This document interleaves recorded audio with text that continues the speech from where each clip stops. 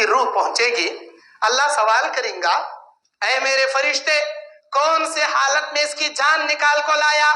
اللہ نماز پڑھ رہا تھا، اس کی زندگی کا کاٹا تمام ہوا، نماز کی حالت سے جسے اٹھا لیا۔ روزہ کا مہینہ تھا، رمضان کا روزہ رکھا تھا، قرآن پڑھنے بیٹھا تھا، اس کی زندگی کا کاٹا تمام ہوا، اللہ اسے وہاں سے اٹھا لیا۔ ایسا اور کیا کر رہا تھا؟ اے اللہ ماں باپ کی خدمت کر رہا تھا، بھلائی کا حکم دے رہا تھا، نیکیوں کے کام کر رہا تھا، اسے میں اٹھا لیا۔ اللہ تعالیٰ یہ سن کر بولتا لے جاؤ اس کے خبر، اس کے لاش کو، اس کی جسم کو خبر میں رکھنا، اس کی روح کو اعلیٰ علیین میں جگہ دینا، اچھا معاملہ کرنا اس کا، کیونکہ نیکیاں کرتے کرتے مریا نا، جاؤ اس کے ساتھ اچھا کرو۔ یا اللہ برائی کرتے کرتے مریا، زنا کے اڈے میں زنا کر رہا تھا، شراب خانے میں شراب پی رہا تھا، بازار میں بیٹھ کو سودی لین دین کر رہا تھا، فلم تھیٹر میں بیٹھ کو پکچر دیکھ رہا تھا، رات کے اندھیرے میں موبائل میں گندے گندے ویب سائٹ اوپن کر کو بلو فلماں دیکھ رہا تھا، اللہ اسے وہ حالت میں اٹھا لیا۔ ایسا گندے کاماں کرتے مریا، برائی کرتے مریا، لے جاؤ سجین جہنم کے کمرے میں اس کی روح کو پٹکنا اور اس کے ساتھ سختی سے پیش آنا۔ میرے بھائیو ہمیں زندگی کیسا گزار رہی کہ موت اگر ہماری اچھی حالت میں آئی اللہ کے پاس نجات ممکن، اگر ہماری موت اچھی حالت میں نہیں آئی اللہ کے پاس نجات ممکن نہیں۔ یاد رکھو 6 قسم کی موت ایسی ہے جس میں اگر ہم مرتے ہیں اللہ کی توفیق سے وہ موت ہم کو ملتی ہے، اللہ بغیر حساب کتاب کے جنت میں داخل کرتا۔ یہ حدیث سلسلۃ الاحادیث الصحیحہ 618 نمبر کی حدیث، علامہ البانی اسے سلسلۃ الاحادیث الصحیحہ میں جمع کی۔ وہ 6 قسم کی موت کون سی؟ اللہ کے نبی کہتے ہیں جو کوئی آدمی جہاد کرنے جائے گا، جہاد کرتے مرے گا یا راستے میں مرے گا، اس کی موت اللہ کے ذمے ہے، اللہ اسے بغیر حساب کتاب کے جنت میں ڈالے گا، بشرط ہے کہ توحید پرست رہنا، اس کے اوپر کیا بھی قرضہ نہیں رہنا۔ ایک ہو گئی۔ 2، اللہ کے نبی کہتے ہیں جو کسی جنازے کو دفن کرنے کی نیت سے جائے گا، دفن کرتے کرتے یا کرنے کے بعد راستے میں مر جائے گا، اس کی موت بھی اللہ کے ذمے ہے، اللہ اسے بغیر حساب کتاب کے جنت میں ڈالے گا، بشرط ہے کہ توحید پرست ہو۔ نمبر 3، جو آدمی کسی مریض کی عیادت کرنے کے لیے نکلے گا، راستے میں مر گیا یا مریض کی عیادت کرتے ہوئے آتے آتے مر گیا، اللہ کے ذمے ہے اس کی موت، اللہ اسے بھی بغیر حساب کتاب کے جنت میں ڈالیں گے۔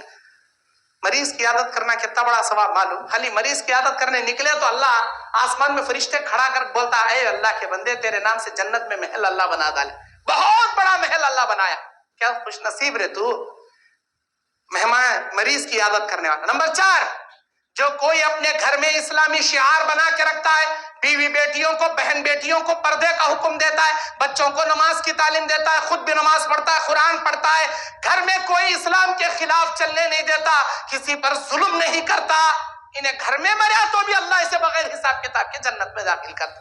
اسلامی شعار بنا کر رکھنے والا سرپرست، چاہے باپ ہو، بھائی ہو یا شوہر۔ نمبر 5، اللہ کے نبی کہتے ہیں جو آدمی وضو کر کو گھر سے نکلا، نماز پڑھنے آ رہا تھا، راستے میں مر گیا، یا نماز پڑھتے پڑھتے نماز کی حالت میں مریا، اس کی موت بھی اللہ کے ذمے، اللہ اسے بھی بغیر حساب کتاب کے جنت میں داخل کرتا۔ اللہ ہم نہ اسے خوش نصیب موت نصیب کریں دے۔ نمبر 6، جو آدمی اللہ کے دین کی دعوت کا کام کرتے کرتے مر گیا، دعوت کا کام کرنے نکلیا، راستے میں مر گیا، اس کی موت بھی اللہ کے ذمے، اللہ اسے بھی بغیر حساب کتاب کے جنت میں داخل کریں گے۔ عبداللہ ذوالبجادین، ان کا نام عبد العزا، اسلام قبول کرنے کے بعد عبد العزا سے عبداللہ نام رکھے۔ انہوں اللہ کے نبی کے اس سے چہیتے صحابی، پوری دولت مکے والے کھینچ لیے، ننگا کر ڈالے ان کو، ان کے اماں کنے گئے، ایک چادر کا ٹکڑا دی اماں، چادر کا ایک ٹکڑا نیچے، چادر کا ایک ٹکڑا اوپر، ٹاک لینے کے واسطے گھانٹی ڈالنے میں بڑی نہیں چادر، وہ ببول کا کانٹا لے اوپر ایک نیچے ایک ٹاکا مار لے نکلے مدینہ۔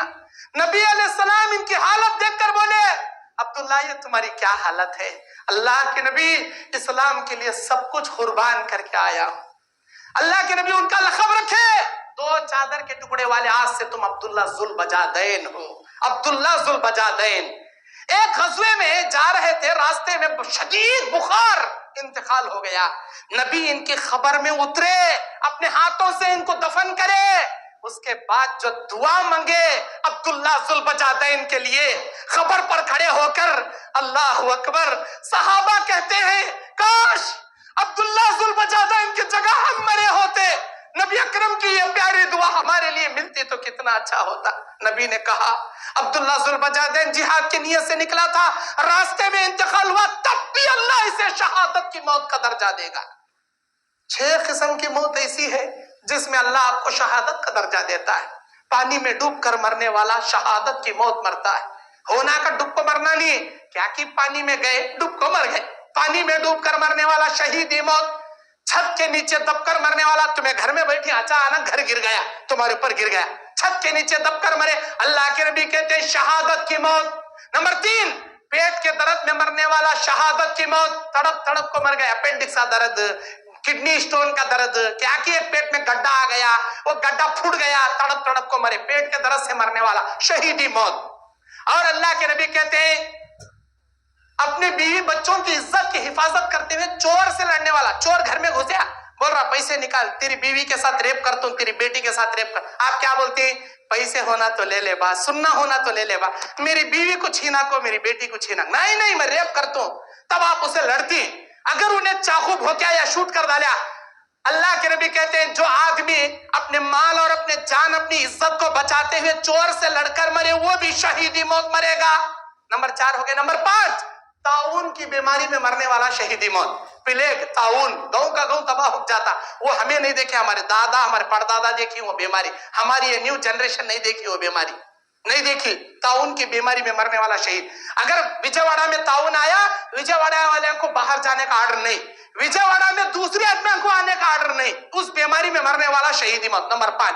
نمبر 6, وہ عورت, وہ بہن, وہ بیٹی جو بچہ پیدا کرتے کرتے ڈیلیوری کے درد میں مرتی ہے, زچگی کے درد میں مرنے والی, اللہ تعالیٰ اسے بھی شہادت کا درجہ دیا ہے. یہ 6 موت شہیدی موت. اللہ کے نبی کہتے ہیں ان 6 موتوں سے ہٹ کر ایک 7ویں موت. اگر کوئی آدمی اپنی زندگی میں دعا کرے, اللہ مرنا تو یقینی ہے, اللہ میں جب بھی مروں مجھے شہادت کی موت کا درجہ دے. اگر آپ نے زندگی میں کبھی ایسی دعا کیا, اللہ وہ دعا قبول کر لیا, تو اللہ کہتا ہے ابن ماجہ کی حدیث میں اگر تم اپنے بستر پر ٹھنڈی موت بھی مر جاؤ تب بھی میرا مالک الملک تمہیں شہادت کی موت کا درجہ دے گا. کیونکہ تمہارے دل میں تمنا تھی نا, اللہ میں جب بھی مروں مجھے ایمان کی حالت میں, روزے کی حالت میں, نماز کی حالت میں, سجدے کی حالت میں کلمے والی موت دے, شہادت والی موت دے. اگر آپ کی تمنا تھی, دعا تھی, اللہ آپ کی ٹھنڈی موت پر بھی آپ کو شہادت کا درجہ دے گا. آخری حدیث بخاری کی بول کر اپنی بات ختم کرتا ہوں میں. اللہ کے نبی صلی اللہ علیہ وسلم کے ایک صحابی عبداللہ ابن عمر ابن العاص, عبداللہ ابن عمر ابن العاص, کون انہوں؟ فاتح مصر, مصر کو فتح کرنے والے. ان کی موت کا وقت آیا, صحابہ کی نیکیوں کے سامنے ہم ان کے دھول کے برابر بھی نہیں جی ہماری نیکیاں, لیکن ہم آخرت کی رتی بھی فکر نہیں کرتے. صحابہ کو دیکھو, ابو ہریرہ اللہ اکبر کہتے ہیں انصار کھجوروں کے باغ میں کام کرتے, مہاجر مارکیٹ میں تجارت کرتے, لیکن ابو ہریرہ نبی کے دربار میں بیٹھ کر حدیثیں سنا کرتا تھا. ابو ہریرہ نبی کے دربار میں حدیثیں سنا کرتا, سب سے زیادہ حدیثوں کے راوی ابو ہریرہ. ان کی موت کا وقت آیا, ابو ہریرہ کہتے ہیں نیکیوں کا توشہ چھوٹا ہے میرے پاس, آخرت کا سفر لمبا ہے میرے سامنے, مجھے پتا نہیں میرا اللہ میرے ساتھ کیا کرے گا. کون کہہ رہے؟ ابو ہریرہ کہہ رہے ہیں. عبداللہ ابن عمر ابن العاص کی موت کا وقت آیا, اپنے بچوں کو بلا کے وصیت کرتے ہیں عبداللہ ابن عمر ابن العاص, میرے بچوں جب تمہارا باپ مر جائے, تمہارے باپ کی زندگی میں 3 مرحلے آئے. ایک کفر کا زمانہ تھا, اگر اس زمانے میں میں مرتا اللہ جہنم میں ڈالتا, میرے اللہ کا کرم میں کفر کی حالت میں نہیں مریا. میرے زندگی کا 2nd مرحلہ, میرے نبی آئے, ایمان پیش کرے, میں اسلام قبول کریا, میرے نبی کے ساتھ کئی جنگیں لڑا, کاش کسی جنگ میں مارا جاتا, شہید ہوتا, میں جنت میں جانے کی امید کرتا. لیکن میری زندگی کا 2nd مرحلہ بھی چلا گیا, میرے آنکھوں کے سامنے نبی چلے گئے, میں بچ گیا. اب میری زندگی کا 3را مرحلہ, نبی کے بعد کا مرحلہ. میرے بچوں مجھے معلوم نہیں تمہارے ابا کو اس وقت مرنے کے بعد کیا جنت میں ڈالتا کیا جہنم میں ڈالتا. تمہارے ابا کے پاس اتنے نیکیاں نہیں کہ میں بستوں کی, میں اللہ کے عذاب کا شکار بنتوں کی. میرے بچوں میری وصیت یاد رکھنا, میں مر جاؤں میری لاش کو خبر میں دفن کرنا، دفن کر کے قبرستان میں میری خبر پر کھڑے ہو کر اتنی دیر دعا کرنا جتنی دیر اونٹ کو نہر کر کے، اسے ذبح کر کے، اس کی چمڑی اتار کے، اس کے گوشت کے ٹکڑے ٹکڑے کر کے غریبوں میں بانٹنے میں جتنا وقت لگتا ہے نا، میرے بچوں، میرے مرنے کے بعد دفن کر کے میرے ایمان کی ثابت قدمی کے لیے خبر پر کھڑے ہو کر اتنی لمبی دعائیں کرنا۔ کون بول رہی ہے؟ عبداللہ ابن عمر ابن العاص بول رہی۔ کبھی ہمیں ایسا سوچے، کبھی ہماری آخرت کی ہمیں فکر کرے، کبھی ہماری نیکیوں کی فکر کرے۔